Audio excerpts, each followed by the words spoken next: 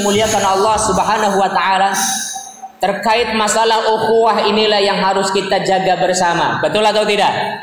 Persaudaraan antara muslim satu dengan muslim lainnya. Jangan sampai terkoyak, jangan sampai kemudian kita terputus, jangan sampai kemudian kita tercerai-berai hanya karena masalah sepele, hanya karena masalah perbedaan tata cara sholat.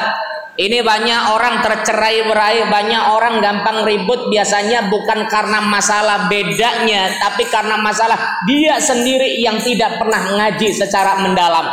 Tata cara sholat itu banyak versi yang diajarkan oleh para ulama. Mohon maaf lahir dan batin. Seperti halnya tata cara ketika kunut subuh. Ini para ulama berbeda pendapat. Yang pertama Imam Hanafi yang mempunyai pendapat bahwasanya tidak ada itu kunut subuh. Yang ada ketika setelah rukuk langsung sujud. Ini pendapatnya Imam Hanafi. Yang kedua ada pendapatnya Imam Maliki.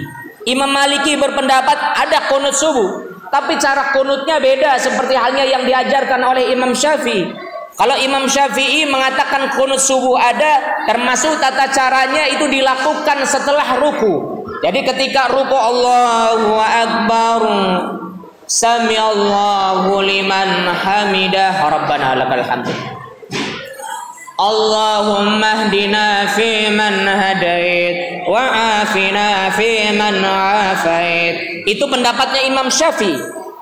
Sementara menurut pendapatnya Imam Maliki, kunut subuh memang ada, tapi itu dilakukan sebelum ruku. Misal di rakaat kedua sholat subuh imam bacanya Quran surah Al-Kafirun, lakum dinukum waliyadin, Allahumma hdina fi man hadait wa afina fi man afait. Itu pendapatnya Imam Maliki. Menurut pendapatnya Imam Hambali bagaimana Ustaz? Menurut pendapat Imam Hambali atau Imam Ahmad bin Hambal, tidak ada itu kunut subuh, yang ada kunut nazilah. Apa itu kunut nazilah? Kunut nazilah itu doa yang dilakukan ketika sholat. Sholat apa saja, tidak mesti sholat subuh. Dan itu dilakukan di saat umat Islam mendapatkan bencana yang dahsyat. Ada saudara-saudara kita di Palestina sedang ditembakin, sedang dibomin sama orang-orang Yahudi Israel. Kita doa kunut nazilah. Ada saudara-saudara kita di Rohingya sedang disikat, sedang disakitin sama orang-orang kafir di sana. Kita membaca doa kunut nazilah. Mau dibaca waktu subuh silakan, mau dibaca waktu zuhur, asar, maghrib, isya silakan. Ini pendapatnya Imam Ahmad bin Hambal. Coba perhatikan, menurut Imam Hanafi tidak ada kunut subuh. Menurut Imam Malik ada kunut subuh tapi dilakukan sebelum ruku. Menurut Imam Syafi'i ada kunut subuh tapi dilakukan setelah ruku. Menurut Imam Ahmad bin Hambal tidak ada istilah kunut subuh. Yang ada adalah istilah kunut nazilah. Kunut apa? Kira-kira sampai di sini paham atau tidak? Jelas atau tidak? Jadi kalau misalnya sewaktu-waktu di Masjid Baitul Karim imam sholat subuh pakai kunut, kita ikutan kunut. Kita sewaktu-waktu jadi makmum di Baitul Karim, imamnya tidak pakai kunut, kita nggak usah memaksakan diri kunut. Kenapa? Karena kita sebagai makmum diwajibkan untuk mengikuti imam. Dijelaskan oleh Rasulullah, ju'ilal imamu liyu'tamma bihi. Imam itu dijadikan untuk diikuti. Fa'idha kabbaro fakabbiru. Maka ketika imam takbir kita ikut takbir. Ketika imam membaca waladhdallin kita ucapkan amin. Ketika imam ruku kita ikut ruku. Ketika imam sujud kita ikut sujud. Ketika imam salam kita ikutan salam. Imam itu dijadikan untuk diikuti, bukan untuk ditentang, bukan untuk dilawan. Itulah imam. Jadi ketika imam baca doa kunut, kita yang biasa nggak kunut harus ikutan kunut. Kita yang nggak biasa kunut, ternyata imamnya kunut, kita ikutan kunut.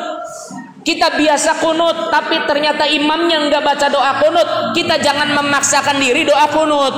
Imam sudah sujud, kita doa kunut, Allahumma hdina fi man hadait, salah. Berarti dia belum paham dengan hadis Rasulullah Muhammad sallallahu alaihi wasallam. Ustadz, lalu bagaimana kalau misalnya saya pernah melihat ada orang yang imamnya sholat subuh baca doa kunut sementara dia di belakang jadi makmum, dia tidak menengadahkan tangannya, dia hanya diam saja meluruskan tangannya. Bolehkah seperti itu? Boleh, selama ia mengucapkan amin. Allahumma hdina fi man hadait, amin. Wa afina fi man afait, amin. Wa tawallana fi man tawallait, amin. Boleh. Yang dilarang itu ketika kita tidak mengaminkan.